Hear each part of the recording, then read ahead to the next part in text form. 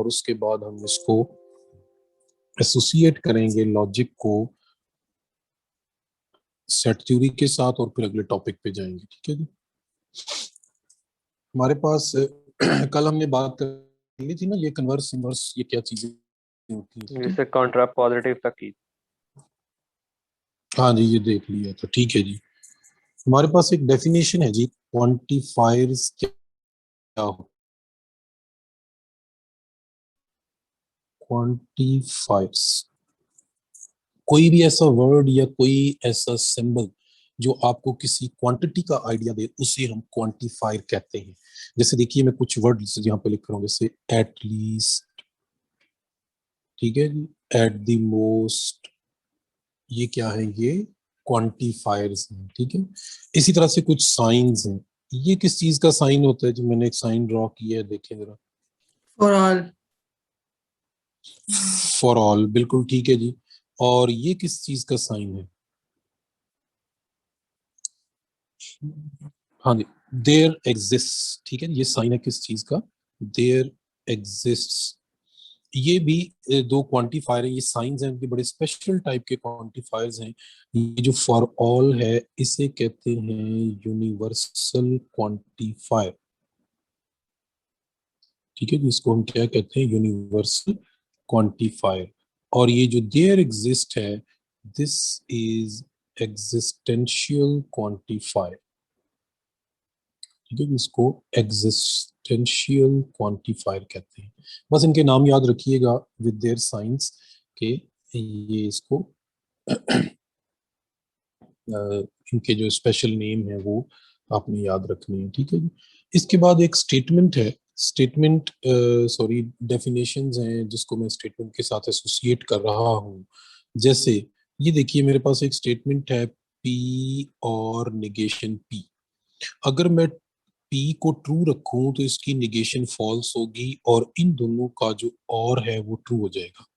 ठीक है, अगर मैं पी को फॉल्स रखूं तो इसकी निगेशन जो है वो ट्रू हो जाएगी, लेकिन इसका आउटपुट फिर ट्रू आएगा। तो एक ऐसी स्टेटमेंट जिसका आउटपुट हमेशा ट्रू आए, चाहे आप पी और क्यू यानी जो उसके इनपुट हैं वो जो मर्जी रखें, लेकिन आउटपुट हमेशा ट्रू आए, ऐसी स्टेटमेंट को कहते हैं tautology. So this statement is a tautology. ठीक है जी। अब अगर मैं इसी तरह एक और स्टेटमेंट ले लूं, पी एंड निगेशन पी, ठीक है जी, तो पी को मैं ट्रू पुट करूं तो ये फॉल्स हो जाएगा और इसका आउटपुट जो है वो फॉल्स आएगा। अगर मैं पी को फॉल्स पुट करूं तो इसकी निगेशन ट्रू हो जाएगी, लेकिन एंड इसका फिर फॉल्स आएगा। एक ऐसी स्टेटमेंट जो हमेशा फॉल्स आए, यानी आप पी और क्यू को जो मर्जी पुट करें और आंसर आपका Absurdity. फॉल्स आए, हाँ जी, इसे कहते हैं एब्सर्डिटी। ठीक है जी। और जो कभी ट्रू आ जाए कभी फॉल्स आ जाए। ठीक है, जैसे कल हमने बहुत सारी स्टेटमेंट देखी थी कि पी और क्यू की वैल्यू हम चेंज करते थे तो कभी वो ट्रू हो जाती थी, कभी वो फॉल्स हो जाती थी। जैसे पी इंप्लाइज क्यू है, इसकी एक वैल्यू फॉल्स थी जबकि बाकी तीन वैल्यूज जो थी वो ट्रू थी। ठीक है, तो ऐसी जो स्टेटमेंट होती है इसको हम कहते हैं contingency. Such statement is called contingency. ठीक है, तो ये आप याद रखिएगा। मैंने साथ साथ आपको एग्जांपल्स भी दे दी हैं कि ये स्टेटमेंट जो है ये आपके पास क्या बनेगी। ठीक है जी। तो इसका मेथड यही होता है कि फौरन पी और क्यू की वैल्यू पुट करें और चेक कर लें कि जो आउटपुट है वो आपके पास क्या आ रहा है। हमेशा ट्रू हो तो टोटोलॉजी, फॉल्स हो तो एब्सर्डिटी, कभी ट्रू कभी फॉल्स हो तो फिर हम उसे कंटीजेंसी कहते हैं। ठीक है जी, आगे चलते हैं। हमारे पास अगर हम कहें कि ये जो एक प्रोपोजिशन पी है और हम एंड क्यू लिख रहे हैं, ठीक है, तो सेट थ्योरी में हम इसको लिखेंगे ए इंटरसेक्शन बी। यानी लॉजिक में एंड और सेट थ्योरी में इंटरसेक्शन दोनों के मीनिंग सेम होते हैं। ठीक है जी। लॉजिक में और सेट ये मीनिंग सेम होते हैं। ठीक है, यानी अगर किसी लॉजिकल ऑपरेशन को हमने यूनियन में कन्वर्ट करना हो तो हम सॉरी सेट थ्योरी में कन्वर्ट करना हो तो हम इसे क्या लिखेंगे, यूनियन में कन्वर्ट कर देंगे। ठीक है जी। लॉजिक में निगेशन का मतलब सेट थ्योरी में कॉम्प्लीमेंट होता है। याद रहेगी ये बात आपको। लॉजिक में P इम्प्लाइज Q हो अगर, तो सेट थ्योरी में इसका मतलब होता है A कॉम्प्लीमेंट यूनियन B, यानी फर्स्ट P को मैं A से और सेकंड को B से रिलेट कर रहा हूँ। ठीक है जी, समझ आइए बात की कि नहीं जी मेरी? Yes sir. जी सर। ठीक है जी, अब जरा सोच के बताइएगा कि मैं यहाँ बाहर लिखता हूँ negation of P implies Q, तो ये किसके इक्वल होगा? सेट में नहीं, वैसे ही इसका आंसर क्या आएगा? This is my question. B complement union A. हाँ देखिए ना, इसको हम एसोसिएट करेंगे, किसके साथ एसोसिएट करेंगे जी?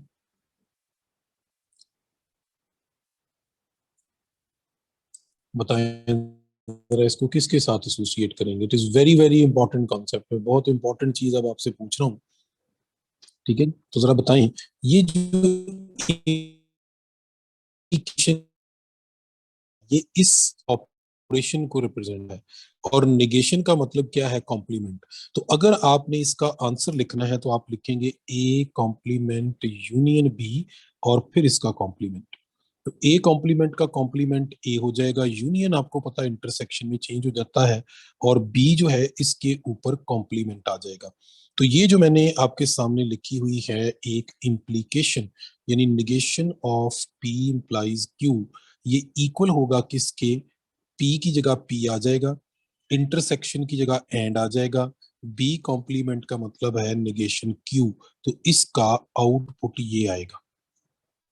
ठीक है जी, हमने सेट थ्योरी को यूज करते हुए P इम्प्लाइज Q जो है उसको यहाँ पे रिप्रेजेंट कर दिया है। ठीक है जी, और उसकी निगेशन लें तो इसका रिजल्ट ये आता है, याद रखिएगा इसको। ठीक है जी, अब बताइए कि ये जो P डबल इम्प्लीकेशन Q है, ये सेट थ्योरी में किसको रिप्रेजेंट करेगा? ये इक्वालिटी को रिप्रेजेंट करता है, just A equal to B। ठीक है, ये सेट थ्योरी के साथ आपने इन चीजों को इंटर रिलेट करना। आई होप सो कि ये बातें आपको समझ आ गई। इनके टेबल वगैरह भी बुक में बने हुए हैं, ऑल्दो कि आपको टेबल बनाने की जरूरत नहीं है, लेकिन आपको ये कॉन्सेप्ट जो है ये जरूर क्लियर होने चाहिए। ठीक है जी, आगे चलते हैं।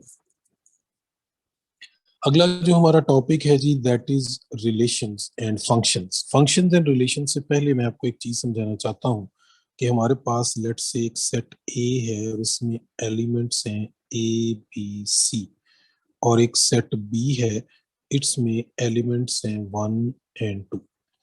वो आपसे कहता है कि इन सेट्स का कार्टेशियन प्रोडक्ट फाइंड करें। ठीक है, कार्टेशियन प्रोडक्ट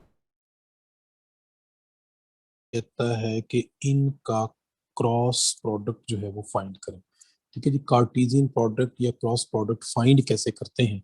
इसका मेथड बहुत ही सिंपल है, आपने ये मैट्रिक में चीज पढ़ी हुई है, मैं जिस इसको रिवाइज कर रहा हूँ। आपने फर्स्ट एलिमेंट सेट ए से लेना है और सेकंड एलिमेंट सेट बी से लेना है, और इनके पेयर बनाते जाना है। ये आएगा A1 A2, फिर आ जाएगा जी B1 और B2, फिर आ जाएगा C1 और C2। तो ये आपके पास बन गया A cross B Cartesian product. अगर वो आपसे कहे कि B क्रॉस बनाए, तो आप इनका ऑर्डर चेंज करते जाएंगे, यानी फर्स्ट एलिमेंट B से और सेकंड जो है वो A से आ जाएगा। इसका पहला की पॉइंट ये है कि नंबर ऑफ एलिमेंट्स जो हैं इन A क्रॉस B, ये किसके इक्वल होते हैं? ठीक है, तो number of elements in A cross B होते हैं number of elements in A multiplied by number of elements in B। तो देखिए, A में 3 एलिमेंट है, B में 2 एलिमेंट है, तो A क्रॉस B में कितने एलिमेंट आ जाएंगे? 6 एलिमेंट। आप गिन भी सकते हैं, 1 2 3 4 5 6 एलिमेंट्स आ जाएंगे। दूसरा इसका इंपॉर्टेंट की पॉइंट ये है कि A क्रॉस B जो है वो B क्रॉस A के इक्वल नहीं होता, बट इन जनरल कुछ स्पेशल केसेस में ये इक्वल होता है।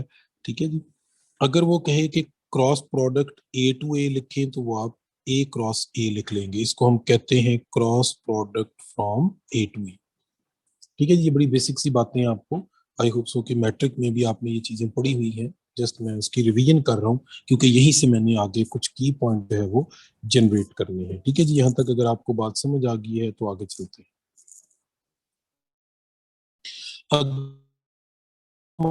टॉपिक है जी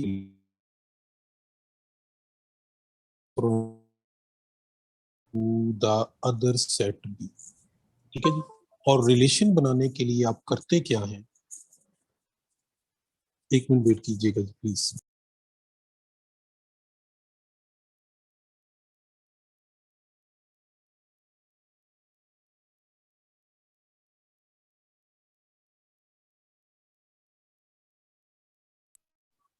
जी सुन पा रहे हैं जी आप लोग, मुझे आवाज आ रही है मेरी? Yes, sir. जी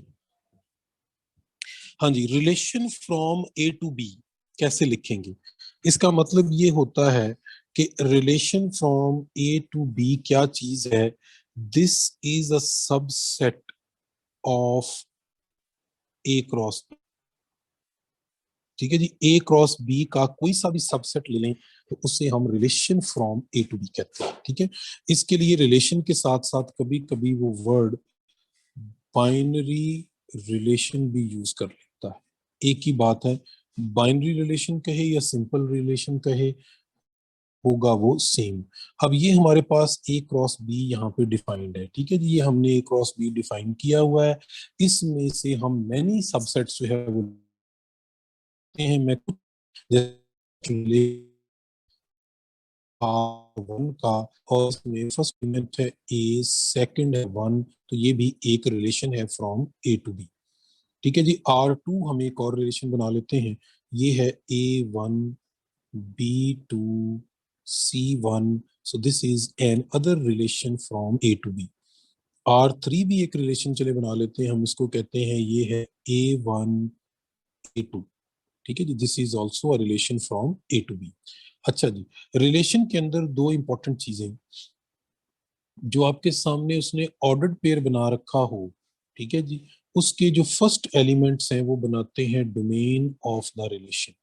अब ये जो ऑर्डर्ड पेयर A1 इकलौता ऑर्डर्ड पेयर है, तो इसकी डोमेन होगी जस्ट A, ठीक है जी। हर सेकंड एलिमेंट जो होता है वो उस रिलेशन की रेंज होती है, तो इसमें चूंकि सेकंड एलिमेंट भी एक ही है तो इसकी रेंज हो जाएगी 1, ठीक है जी।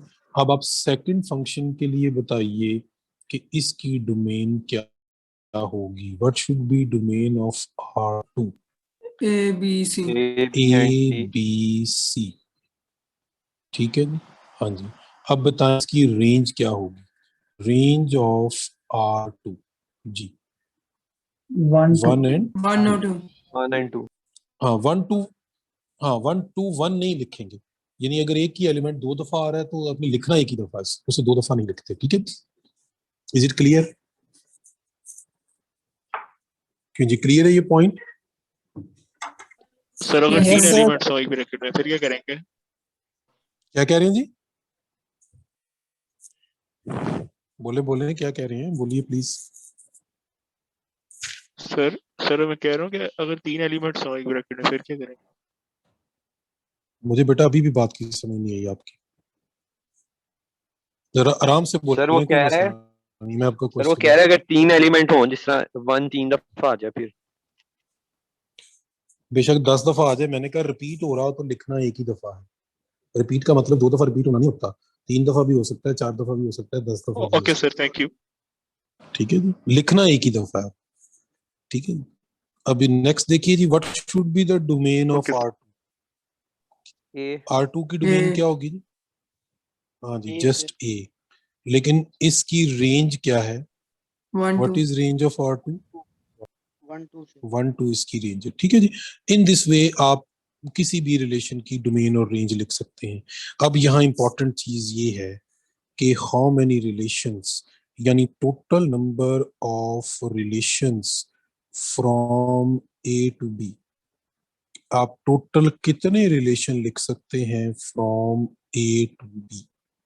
ये होते हैं 2 raised to the power m multiplied by n, ठीक है। मुझे कहीं पे लिख देना चाहिए था, मैंने लिखा नहीं है। बेसिकली m जो है ये a में जितने एलिमेंट होंगे उसको हम m कह लेते हैं, और n कह लेते हैं b में जितने एलिमेंट होंगे, ठीक है। अगर a में m एलिमेंट है, b में n एलिमेंट है, तो a टू b कितने रिलेशन बन सकते हैं, 2 power m into n। ठीक होगी जी बात, क्लियर है ये point? Yes sir.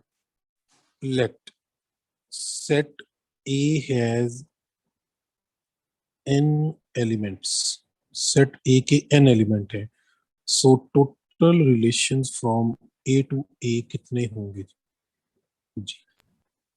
Total relations from A to A, A to A क्या आ जाएगा जी? 2 power N cross N. n cross n, n square हो जाएगा। ठीक है जी, समझ आ गई Yes बात? sir. चलें जी, अगर ये बात समझ आ गई तो आगे चलते हैं कि फंक्शन क्या होता है। Function is a relation basically, पहला की पॉइंट समझे कि फंक्शन एक रिलेशन होता है if number 1 domain of that relation is equal to set A, number 2 range of that set is subset of A। ठीक है, वो उसका सबसेट हो, कोई भी हो सकता है, प्रॉपर या A। ठीक है, बेसिकली इसको मुझे मोर प्रिसाइज कहना चाहिए था यहाँ पे कि function is a relation from A to B। ठीक है जी, अगर सेट A उसका फर्स्ट है और सेट B सेकंड है तो डोमेन फर्स्ट सेट के इक्वल होनी चाहिए। रेंज जो है, सॉरी देखें फिर गलती होगी ना, इसीलिए रेंज जो है वो सेकंड सेट का सबसेट होना चाहिए। और तीसरी कंडीशन ये है कि no first element of each ordered pair is repeated, कि हर ऑर्डर्ड पेयर का फर्स्ट एलिमेंट जो है वो रिपीट नहीं होना चाहिए, यूनिक होना चाहिए। ठीक है, अब इनको हम देखते हैं प्रीवियस पेज पे जाके। ये हमारे पास रिलेशन R1 है, इसकी डोमेन सिर्फ A है and this is not equal to set A।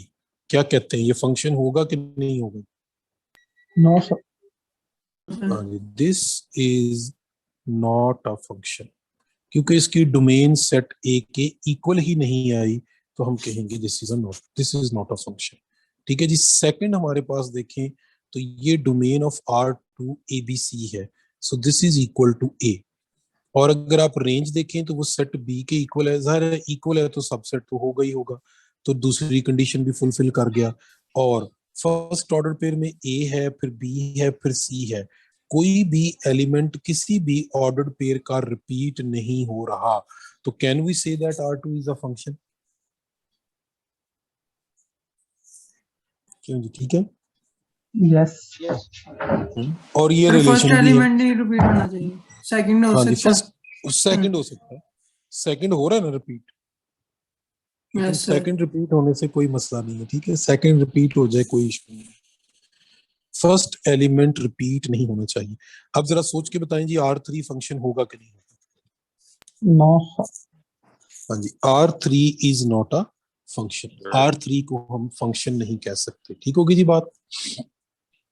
First element आगे रिपीट चलते हो हैं। रहा है इसमें. हाँ जी, फर्स्ट एलिमेंट जो है इसका, नहीं फर्स्ट एलिमेंट रिपीट नहीं हो रहा।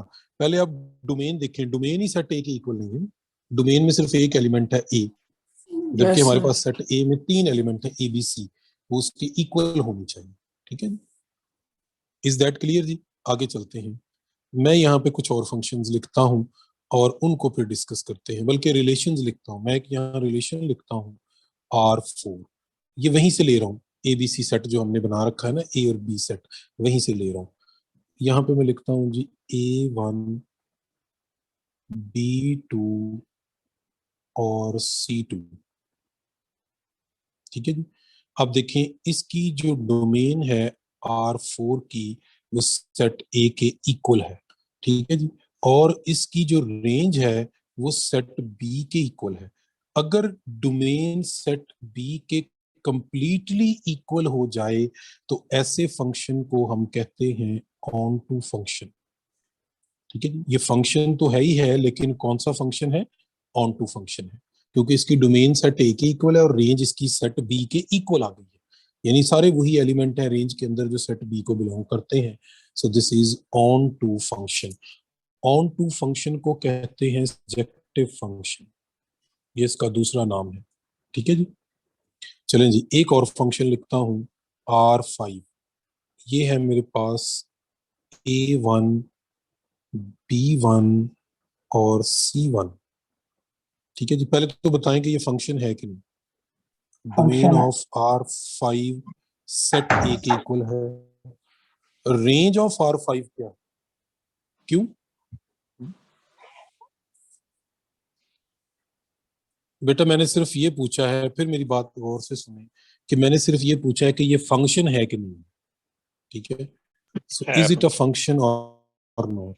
मेरा है क्वेश्चन ये, हाँ, दिस इज अ फंक्शन, क्योंकि डोमेन सेट ए की इक्वल है, रेंज सेट बी का सबसेट है। सबसेट होना चाहिए, इक्वल होना जरूरी नहीं है। इक्वल अगर हो गई तो फिर वो ऑन टू फंक्शन होगा। ठीक है, और अगर वो सबसेट हो लेकिन इक्वल टू बी ना हो तो फिर वो इन टू फंक्शन होगा। समझ आ रही है बात की? फिर वो कौन सा फंक्शन होगा? उसे इन टू फंक्शन कहते हैं। Is that clear? I hope so कि पॉइंट आपको मेरा क्लियर हो गया हो। ठीक है, ये हमारे पास एक डेफिनेशन आ गई किसकी? इन टू फंक्शन की। चलिए आगे, अगर ये बात क्लियर है तो अगले पॉइंट की तरफ चलते हैं। ठीक है जी, अब मैं एक सेट लिख रहा हूं सी, इसमें एलिमेंट्स हैं ए बी। एक सेट लिख रहा हूं डी, इसमें एलिमेंट्स हैं 1 2 3। ठीक है जी, अब मैं यहाँ पे एक रिलेशन लिख रहा हूँ फ्रॉम सी टू डी, और वो है मेरे पास A1 B2। पहले तो बताएं कि ये फंक्शन है कि नहीं है। इज इट अ है। फंक्शन? Yes, फंक्शन अच्छा, है सर। कौन सा फंक्शन है? इनटू है या ऑन टू है? सर और सर इनटू। इनटू है। Into. This is into into function. ठीक है, क्यों? इसकी रेंज है 1 2। ठीक है, तो हम सबसेट है कहेंगे सर दिस जी। Is a into from C to D. ठीक है, सबसेट है, कंप्लीटली डी के इक्वल नहीं है। ठीक है जी, अब अगली बात मेरी गौर से सुनिएगा। फिर देखें, हमने सेट की फंक्शन की डेफिनेशन में कहा है कि फर्स्ट एलिमेंट रिपीट नहीं हो सकता, वो यहाँ रिपीट नहीं हो रहा। ठीक है, अगर सेकंड एलिमेंट भी रिपीट ना हो तो ऐसे फंक्शन को हम कहते हैं 1 1 फंक्शन। ऐसे फंक्शन को क्या कहते हैं? 1 1 फंक्शन। देखिए ना, डोमेन तो रिपीट हो ही नहीं सकती। डोमेन रिपीट हो गई तो कहानी खत्म हो जाएगी। लेकिन अगर रेंज भी रिपीट ना हो रही हो तो फिर ऐसे फंक्शन को कहते हैं 1 1 फंक्शन। अब इस फंक्शन का पूरा नाम क्या है? इस पूरे फंक्शन को हम कहेंगे इंजेक्टिव फंक्शन। ठीक है जी, इंजेक्टिव फंक्शन क्या होता है? जो 1 1 हो एंड इनटू हो, ऐसे फंक्शन को क्या कहते हैं? Injective function. आपने इसको देख लिया कि इनटू तो ये पहले ही हमने पहले कह दिया था, और ये 1 1 भी है क्योंकि रेंज का कोई एलिमेंट रिपीट नहीं हो रहा। सो this is 1 1 and into function. इसको क्या कहते हैं जी? Injective function. फैसल में अब कैमरा यहाँ आ बंद जाए। कर दो यार। ठीक है जी, अब यहाँ आ जाए। ये किसने कैमरा ऑन किया हुआ है जी? ये आपको बेटा वहां से ऑफ कर देंगे, मैं पहले भी कह बताता हूँ आपको। ठीक है, केयरफुल रहें, कैमरा अपना ऑन मत करें। ठीक है, आपके लिए प्रॉब्लम होगा, ब्लॉक कर देंगे, फिर आपके लिए परेशानी होगी। ठीक है जी। अच्छा जी, यहाँ पे देखें, ये ऊपर मैंने एक फंक्शन जो है आपके सामने लिखा हुआ है ऑन टू। आप बताएं क्या ये 1 1 है? ये onto function no surjective. No sir, sir. To this no repeat हो इज सर। रहा है। 1 1। हाँ जी, हाँ जी, बट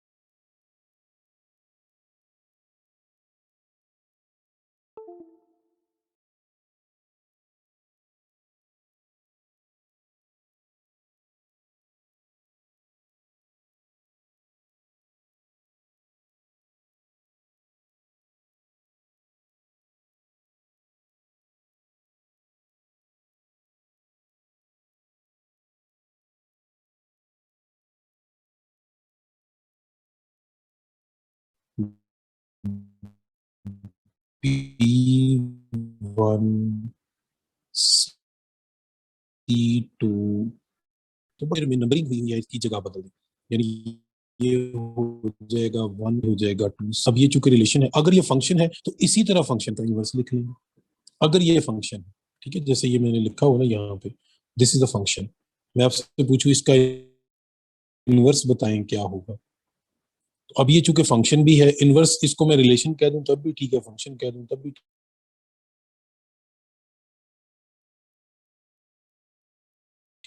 ठीक है।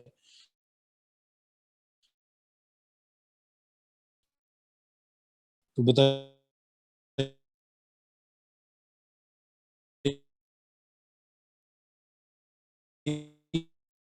इसका इनवर्स क्या होगा, ये जो रिलेशन है। A1 A 2B।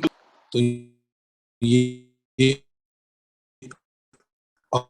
आम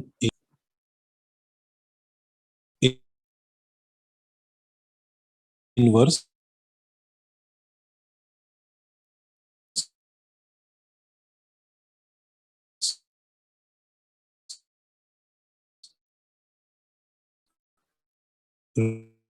रिलेशन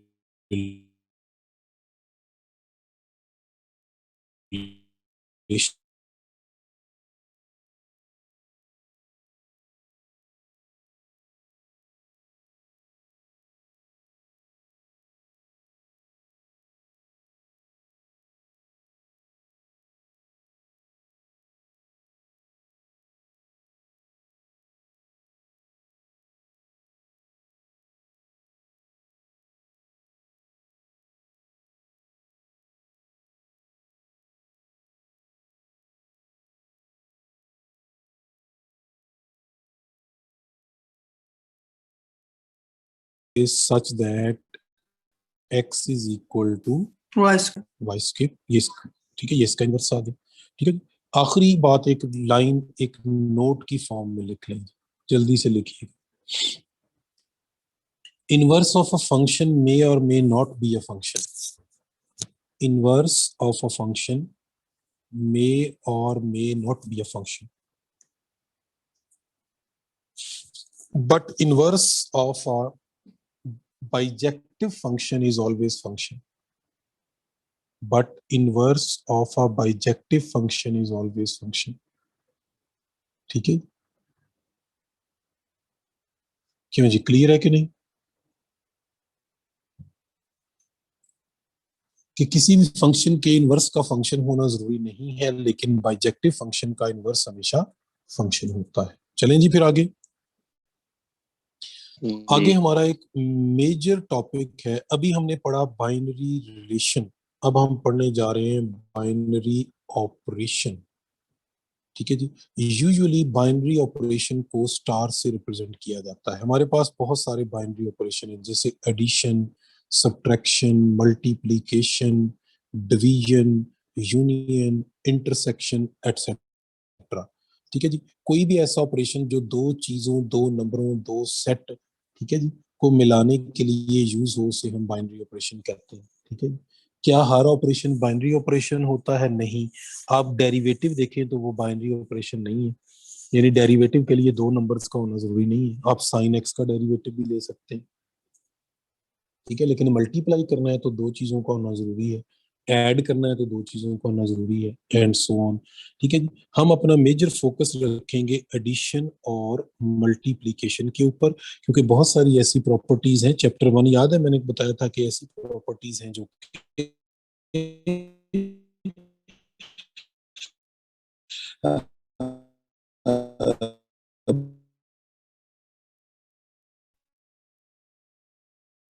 बाकी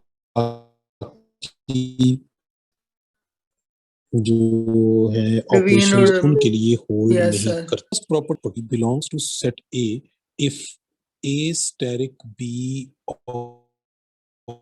also belongs to set S. S is closed with respect to steric. Steric का मतलब इनमें से कोई भी ऑपरेशन हो सकता है।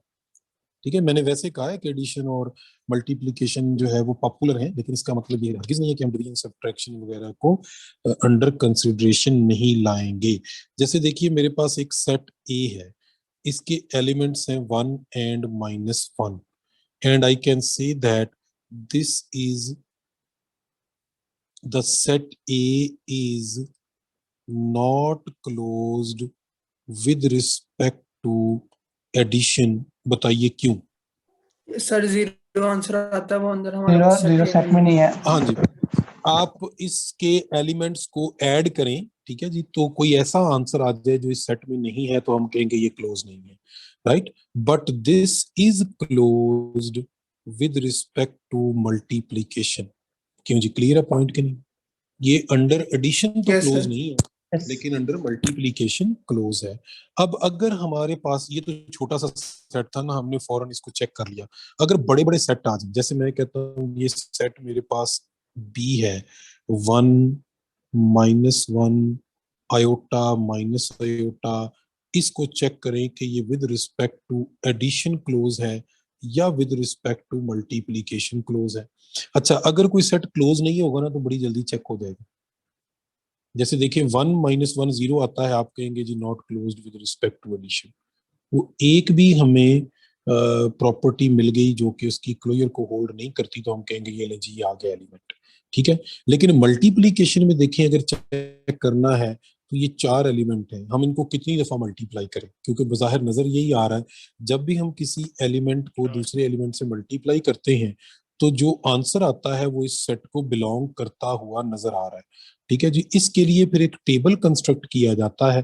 टेबल आपको बनाना आना चाहिए, पेपर में बाज दफा टेबल ही आ जाता है और टेबल बना के वो कोई स्पेस वहां पे एम्प्टी छोड़ देता है और कहता है कि जी बताएं यहाँ कौन सा नंबर आएगा। तो टेबल बनता कैसे है? सबसे लेफ्ट मोस्ट जो कॉर्नर होता है उसमें हम बाइनरी ऑपरेशन लिख लेते हैं जो हमने उस टेबल के ऊपर परफॉर्म करना होता है।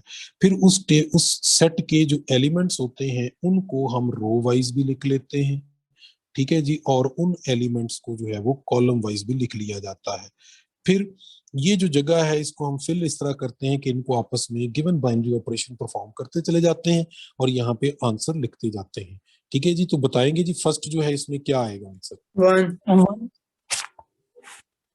Minus -1 iota -1 minus iota minus a, ठीक है जी। अब क्या आएगा? -1 -1 plus 1 minus iota minus iota iota plus a, minus ही हो चाहिए। अब आएगा आयोटा आयोटा माइनस आयोटा, फिर आ जाएगा आयोटा स्क्वायर, वो होता है -1 माइनस आयोटा स्क्वायर प्लस 1। तो इस पूरे टेबल को गौर से देखें, क्या कोई ऐसा एलिमेंट नजर आ रहा है जो सेट बी को बिलोंग ना कर रहा? No sir. नो सर, ऐसा कोई भी नहीं एलिमेंट। हाँ जी, तो हम कहेंगे कि set B is closed with respect to multiplication. Is that clear जी? Yes sir. चलो Yes, अब sir. इसको डिवीजन के लिए घर में कुछ चेक करिएगा, डिवीजन के लिए चेक कीजिएगा कि ये क्लोज है कि नहीं। ये आपकी असाइनमेंट समझ लें आप, ठीक है जी। आगे चलते हैं। मेरे पास एक सेट है सी, इसके एलिमेंट हैं 1 ओमेगा ओमेगा स्क्वायर। आप देख सकते हैं कि this is not closed with respect to addition, क्योंकि देखिए 1 ओमेगा ओमेगा स्क्वायर तीनों को ऐड करें तो 0 आता है। चलें 1 और ओमेगा को ये ऐड कर लें तो ये माइनस ओमेगा स्क्वायर बनता है, राइट। लेकिन अगर इसको हमने अंडर मल्टीप्लिकेशन चेक करना हो कि ये क्लोज है कि नहीं है तो क्या करेंगे? हम एक टेबल बनाएंगे जी इस तरह से, ठीक है जी। यहाँ लिखेंगे मल्टीप्लिकेशन, ये आ जाएगा 1 omega omega square 1 omega omega square, ठीक है जी। अब बताइए इनको मल्टीप्लाई करते हैं, 1 ओमेगा ओमेगा स्क्वायर आ गया, ओमेगा ओमेगा स्क्वायर आपको पता होना चाहिए कि ओमेगा क्यूब 1 होता है, ठीक है जी, याद है कि नहीं, चैप्टर 4 में आपने Yes, पढ़ sir. रखा होगा। तो ओमेगा ओमेगा क्यूब जो है वो हमारे पास क्या आ गया, 1 आ गया, ठीक है जी। अब बताइए जी अगले इसमें क्या लिखूं मैं, ये है ओमेगा स्क्वायर, यहाँ आ जाएगा omega square, omega cube 1 omega होता है। ओमेगा 4 किसके इक्वल होगा, इसको लिखेंगे ओमेगा क्यूब डॉट ओमेगा 1, तो ये ओमेगा बन जाएगा। अब आप फिर इस टेबल को गौर से देखिए, तो each and every element belongs to set C, तो we can say that Yes, C sir. Is closed with respect to multiplication, ठीक होगी जी बात। तो इस तरह आप किसी भी सेट सॉरी टेबल को आप चेक कर सकते हैं। आई होप सो कि यहाँ तक आपको पॉइंट क्लियर हो गए होंगे, ठीक है जी, आगे चलते हैं जी। बिल्कुल यही यूज करेंगे आप, चेक आपने करना है, अगर एक भी एलिमेंट आ गया जो इसको बिलोंग नहीं करता तो निकाल देंगे, ठीक है। आगे चलते हैं, हमारे पास एक सेट है 0 1 2 3, वो कहता है जिसको चेक करें अंडर एडिशन मॉड्यूल 4 कि ये क्लोज है कि नहीं। अब देखें, अगर हम 3 + 2 को ऐड करें तो 5 होता है, लेकिन No, अगर sir. कंडीशन गिवन हो मॉड्यूल 4, अगर कंडीशन गिवन हो मॉड्यूल की, तो फिर ऐड करना कैसे है और मल्टीप्लाई कैसे करना है, ये सारी चीजें चेंज हो जाती हैं, ठीक है जी। चेंज कैसे होती हैं ये मैं आपको बताता हूं। आप बनाएंगे इसका टेबल सबसे पहले, ठीक है जी, यहाँ लिखेंगे एडिशन, ये आ जाएगा यहाँ पे 0 फिर 1 फिर 2 फिर 3, इसी तरह इधर लिख लेंगे 1 2, सॉरी 0 मिस कर दिया मैंने, 0 भी आएगा यहाँ पे, तो हम यूं लिखेंगे 0 1 2 3, तो यहाँ आ जाएगा 0 1 2 3, कोई मसला नहीं है, ये आ जाएगा 1 2 3 4, ये 4 मसला है, ठीक है। बताएं, मैं बता दूं पहले आपको कि क्या प्रॉब्लम है। प्रॉब्लम ये कि जब किसी भी क्वेश्चन के अंदर ये बाइनरी ऑपरेशन चाहे जो मर्जी हो, अगर साथ मॉडल यू गिवन हो और आपका आंसर उस मॉडल यू के इक्वल आ जाए या उस मॉडल यू से बड़ा आ जाए, तो आपने वहां वो आंसर नहीं लिखना होता, यानी यहाँ 4 नहीं लिखेंगे, फिर लिखेंगे क्या, आप उस आंसर को मॉडल यू से डिवाइड करेंगे और 1 जो बाकी 0 बचेगा, 0 बी केयरफुल, जो बाकी बचेगा वो लिखना है उसकी जगह, तो यहाँ आएगा 0, ठीक है जी। फिर सुन लें, अगर आंसर मॉडल यू के इक्वल आ जाए या मॉडल यू से बड़ा आ जाए, तो उसको मॉडल यू पर डिवाइड करना है, जो रिमाइंडर आए वो लिखना है। अब आप मुझे बताएंगे, ये हो जाएगा 2, ये 3, यहाँ क्या आएगा जी, 2 + 2 4, 4 को 4 पे डिवाइड करें तो रिमाइंडर आएगा 0, 0. ठीक है जी। आगे क्या आएगा जी, 2 + 3 5, 1 रिमाइंडर आएगा 1, ठीक है। 1 आ जाएगा 3 1 + 0 3 0 1 2, 1 आखिरी 2. रो समझ आ गई है, जी सर। ठीक है जी। तो हम कहेंगे, देखें इधर गौर, अब मेरी बात गौर से सुनिएगा, कि set D is closed with respect to addition, ठीक है जी, ये गलत स्टेटमेंट है अगर ऐसे ही लिखा है, ठीक है, हालांकि ये क्लोज है, लेकिन अगर ऐसे ही लिखा है तो ये गलत है, ठीक है। पहले तो इस चीज को नोट करें। अब ठीक क्या है, पूरी स्टेटमेंट लिखी होनी चाहिए, ये अंडर एडिशन क्लोज नहीं है, ठीक है, ये under addition module 4 module close है। 4। समझ आई ये बात कि नहीं आई जी समझ, ये अंडर एडिशन क्लोज नहीं है। अंडर एडिशन अगर हम देखें तो 3 + 2 5 आता है, 0 नहीं आता। समझ आ रही है मेरी बात। यस सर सर ये मॉड्यूलर सवाल के अंदर सर यही होगा ना कि ये क्लोज हो गया और सर इसमें टेबल बनाने की जरूरत तो नहीं ना। नहीं जरूरी नहीं है बेटा, हर दफा तो जरूरी नहीं, डिपेंड करता है मॉडल यू पे भी और जो एलिमेंट दिए हुए हैं उन पे भी डिपेंड करता है। Okay sir.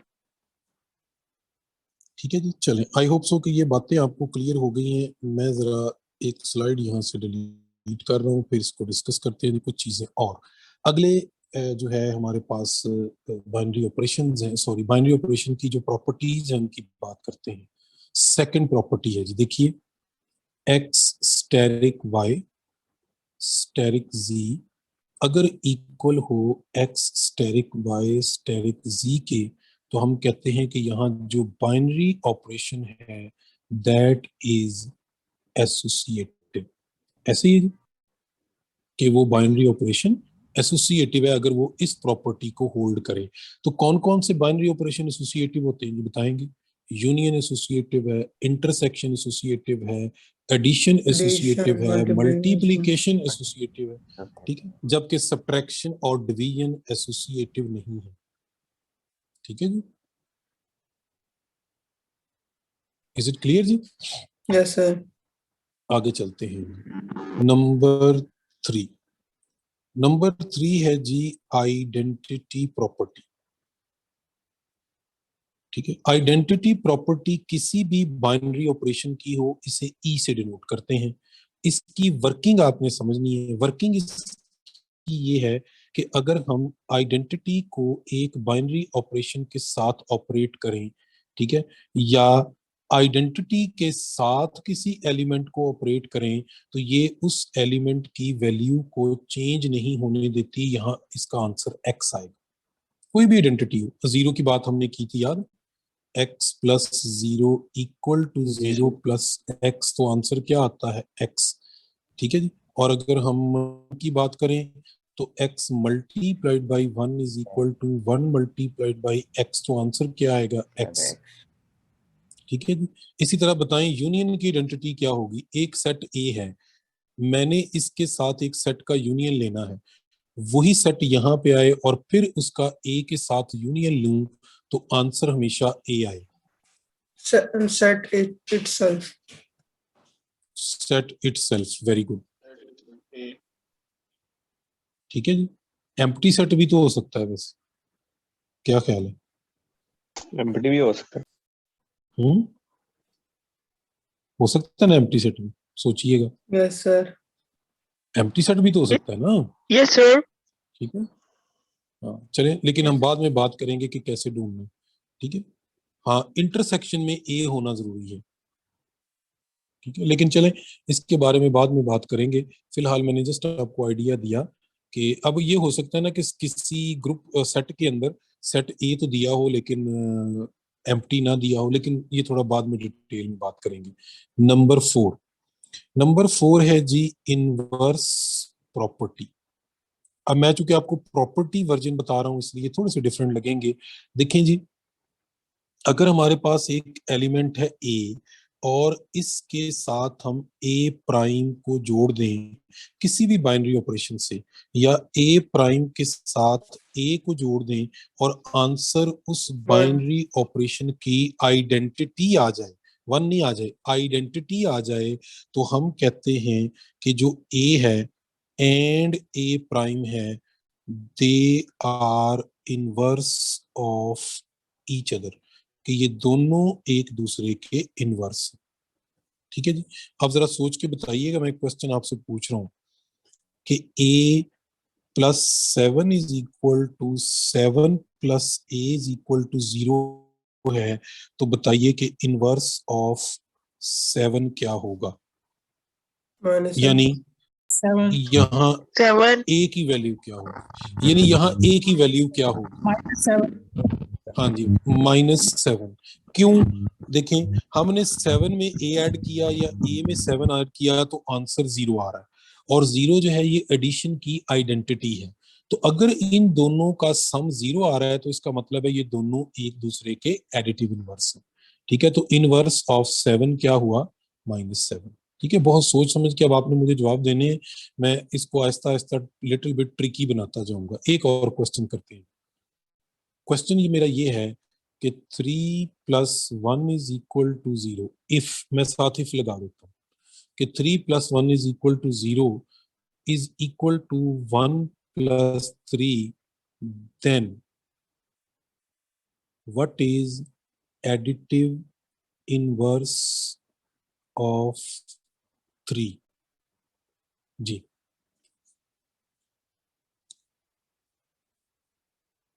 सोच के जवाब दें जरा जल्दी से। जी बोले। -1 -1 नहीं, अब मेरी बात गौर से सुनिए, प्रॉपर्टी को फिर देखें। प्रॉपर्टी ये कहती है कि अगर आप दो एलिमेंट्स को आपस में ज्वाइन करें और उसका रिजल्ट उस और बाइनरी ऑपरेशन की आइडेंटिटी आ जाए तो ये दोनों एक दूसरे के इनवर्स होंगे। तो देखिए मैंने यहाँ क्या किया है यार, माइन पूरी बात तो सुन लिया करो। मैंने कौन से दो एलिमेंट्स को ज्वाइन किया है, 1 और 3 को, 3 को ठीक है, और इनका आंसर क्या आया है 0 0। तो ये दोनों एक दूसरे के इनवर्स होंगे। अब बताएं 3 का 1 इनवर्स क्या होगा। होगा? 1 होगा, 1 ठीक है जी। 3 का इनवर्स 1 होगा और 1 का इनवर्स क्या होगा? 3 3 होगा। समझ आ गई बात? अब आप ये सोचें ऐसा हो सकता है कि नहीं हो सकता, ये मुमकिन है कि नहीं? No sir. नो सर, लेकिन क्वेश्चन के साथ से मुमकिन। क्यों नहीं हो सकता? ये अभी आपने किया, देखिए 1 लो मैंने किया + सर। 3 = 0 किया है कि नहीं किया? यस। किया ना, तो इसलिए हो सकता है, ठीक है। इट डिपेंड्स ये ऑन द तो होगा। Condition as well. अब जरा हाँ, आप इस टेबल में देखकर बताइए कि 2 का इनवर्स क्या है, इस टेबल में देखकर बताइए। व्हाट इज 2 2 ही है sir. 2 2 additive inverse of 2 with respect to 1 का 3 है। addition modulo 4 is 2। Very good. कैसे ढूंढा आपने? देखें, आपने ढूंढना है कि आपने 2 में क्या ऐड किया है कि आंसर 0 आ गया है। अच्छा, 0 ही क्यों ढूंढना है? क्योंकि 0 जो है वो एडिशन की आइडेंटिटी होती है। समझ आ गई बात कि कैसे इनवर्स ढूंढ रहा हूं? ठीक है, अब बताएं 3 का इनवर्स क्या होगा इस टेबल में? 1 1 होगा। क्यों? 1 हाँ, ये आपने ठीक है। 1 होगा। अच्छा चलें, एक पिछले टेबल पे चलते हैं। यहाँ बताइए, पहले तो बताएं कि ये बाइनरी ऑपरेशन कौन सा है, मल्टीप्लिकेशन। अब Yes. इसकी आइडेंटिटी क्या होगी? इसकी आइडेंटिटी क्या 1 होगी? 1 1। Very good. अब बताएं कि यहाँ ओमेगा का इनवर्स क्या है? ओमेगा स्क्वायर मैगस के वेरी गुड। और ओमेगा स्क्वायर का इनवर्स क्या है? Omega omega mega omega. और 1 का 1 का 1 1 का 1। 1 का इज इट 1 क्लियर? समझ आ गई? ढूंढना आ गया कि कैसे ढूंढना है इनवर्स टेबल से, या जनरली ढूंढना तो कैसे ढूंढते हैं। आई होप सो कि आपको क्लियर हो गया होगा। चले यहाँ एक थोड़ी सी प्रैक्टिस और कर लेते हैं। यस अब सर। आप मुझे ये बताइए कि इस टेबल में माइनस आयोटा का इनवर्स क्या है? आयोटा आयोटा खुद ही iota iota very good. Iota के साथ मल्टीप्लाई किया तो आंसर आपका 1 आ गया। ठीक है जी, आई होप सो कि अब आप टेबल से इनवर्स ढूंढ सकते हैं। ठीक होगी जी, Yes, बात sir. क्लियर है? आगे चलते हैं फिर अगली प्रॉपर्टी जो इसको डिस्कस यस सर। करते हैं। आखिरी प्रॉपर्टी, लास्ट प्रॉपर्टी है, दिस इज नंबर 5। इस प्रॉपर्टी को हम कहते हैं कम्यूटेटिव प्रॉपर्टी।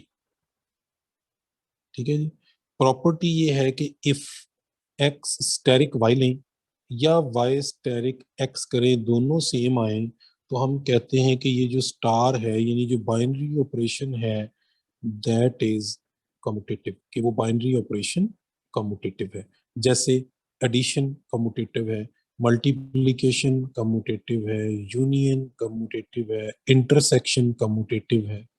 ठीक है जी, सब्ट्रैक्शन कम्यूटेटिव नहीं है, डिवीजन कम्यूटेटिव नहीं है। अब यहां मैं एक क्वेश्चन आपसे पूछ रहा हूँ। क्वेश्चन ये है जी कि विच ऑफ द फॉलोइंग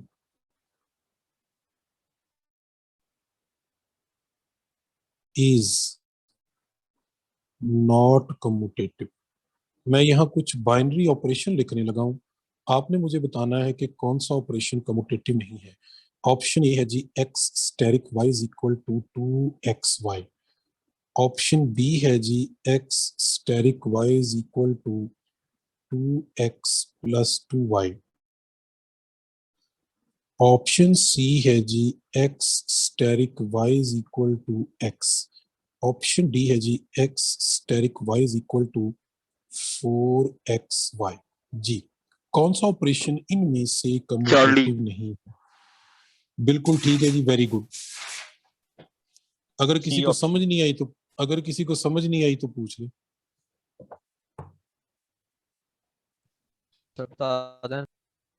ठीक है जी, सी इज नॉट कम्यूटेटिव। देखें ए जो है ये तो सीधा सीधा मल्टीप्लीकेशन है, साथ 2 आ गया तो कोई मसला नहीं है। बी में 2x + 2y है, 2 आप कॉमन ले लें तो बाकी क्या बचेगा, x + y, तो x + y और y + x सेम होता है। सी में देखें वो कहता है अगर आप x स्टेरिक y करें तो आंसर x आना चाहिए। ठीक है, अब मुझे बताएं अगर मैं y स्टेरिक x करूं तो आंसर क्या आना चाहिए? क्यों जी? एक्स नहीं x नहीं, y आना चाहिए, पहला एलिमेंट आंसर Y। आया है। ऊपर ऑपरेशन को गौर करें कि x स्टेरिक y किया तो x आया ना, तो y स्टेरिक x करेंगे तो क्या आएगा, y आएगा। ठीक है, ये ऐसा ऑपरेशन है जिसने हमेशा पहला नंबर रिटर्न करना है, दूसरे का तो जिक्र ही नहीं है उसमें। नहीं समझ आई बात? Yes sir.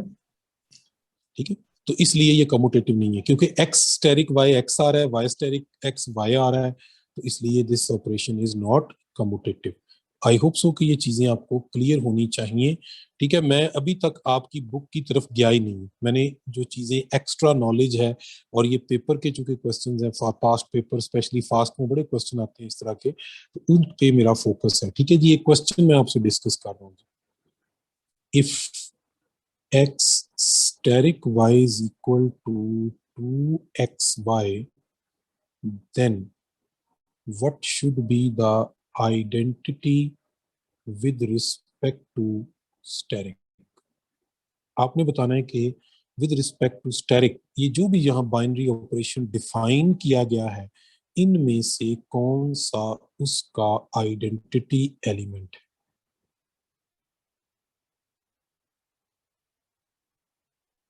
जी, अब ये इतना आसान काम नहीं है, मैं आपको लेके चलता हूं आइडेंटिटी प्रॉपर्टी की डेफिनेशन पे। देखें, अगर मैं इसमें y की जगह e पुट कर दूं, ठीक है जी, तो बताएं इसका आंसर क्या आना चाहिए? एक्स। एक्स। x आना चाहिए ना? एग्री करते हैं कि नहीं करते सब लोग? Yes. अभी प्रॉपर्टी डिफाइन Yes, की है हमने, ठीक है। अच्छा चलें, इसको भूल जाएं, अब सिर्फ इस ऊपर वाले को देखें कि इसमें अगर मैं y की जगह e पुट करूं तो इसका आंसर क्या आना चाहिए? 1 हो यार, क्या हो गया आपको? ऊपर आपके लिखा हुआ है फिर 1/2, गौर से देखें Yes. यार, पूरी पूरी एक्सप्रेशन में Yes, y की X. जगह e पुट कर दें, क्या आएगा? Yes. चलो फिर वही बात कर रहे हैं। ओ भाईजान मेरी बात सुनिए गौर से, जरा जागें थोड़ा सा। रोजा, मुझे पता है आपको लग रहा होगा, आपके सामने पूरी एक एक्सप्रेशन लिखी है, इसमें y की जगह e पुट करना है, क्या बनेगा? 2x. क्या बनेगा? अगर मैं इसकी जगह e, इस y की जगह e पुट कर दूं तो ये क्या बनेगा? 2x 2xe बनेगा। यार क्या हो गया? Yes sir. y की जगह सॉरी सर, मैंने आगे e समझ पुट आ कर गया। दी, पूरी एक्सप्रेशन आपके सामने लिखी है, जस्ट y की जगह e पुट करना है मैंने। अब समझ आ रही है बात की? जी ये सर। समझ आ गई। अच्छा अब मुझे बताएं, अभी आपने कहा कि x स्टेरिक e असल में x होता है, ये दोनों बातें ठीक है अपनी जगह, ये बाई प्रॉपर्टी है, ये प्रॉपर्टी है, ये बिल्कुल ठीक है, 100% कोई गलत नहीं है। लेकिन ये जो ऊपर वाला रिजल्ट है ये हमने यहां से निकालना है, ये ऊपर वाली एक्सप्रेशंस, ठीक है। इसका मतलब है दोनों की लेफ्ट हैंड साइड सेम है तो राइट हैंड साइड्स क्या होंगी? इक्वल। इक्वल होंगी ना। अगर लेफ्ट हैंड साइड इक्वल है तो राइट हैंड साइड भी इक्वल होंगी, तो पुट कर दें। देखें 2xe equal to x, x से x कैंसिल, तो e की वैल्यू क्या आ गई आपके पास? बेटा 1/2। e होता क्या है? e किसको कहते हैं? Identity. तो बस आइडेंटिटी आ गई। ये आइडेंटिटी फाइंड करने का तरीका बताया मैंने आपको, क्योंकि ये सिंपल मल्टीप्लीकेशन नहीं है, ये 2xy है, ये सिंपल एडिशन नहीं है। वो अगर अपनी तरफ से कोई ऑपरेशन डिफाइन कर दे तो फिर आपको केयरफुल रहना पड़ेगा। ठीक है जी, चलें जी, आज का आखिरी क्वेश्चन। देन मैं इसी को मॉडिफाई कर रहा हूं। Then what is inverse of 2 with respect to asterisk? ठीक है जी, ये क्वेश्चन आपका यूं समझें कि ये आपकी वो है, असाइनमेंट है। ठीक है जी, ये आपने मुझे कल इसका आंसर देना है और ये फास्ट के पेपर में हर साल क्वेश्चन आता है, ठीक है, इसलिए मैंने पूछा। नंबर चेंज हो सकते हैं, ऑपरेशन चेंज हो सकता है, लेकिन जो मेथड मैं आपको बताऊंगा वो चेंज नहीं होगा। आई होप सो कि आप इसे सॉल्व कर सकते हैं। जो Surely. इनवर्स प्रॉपर्टी है उसको पढ़िएगा, फिर इस पे गौर कीजिएगा कि वो क्या आता है। ठीक है जी, अल्लाह हाफिज जी। कल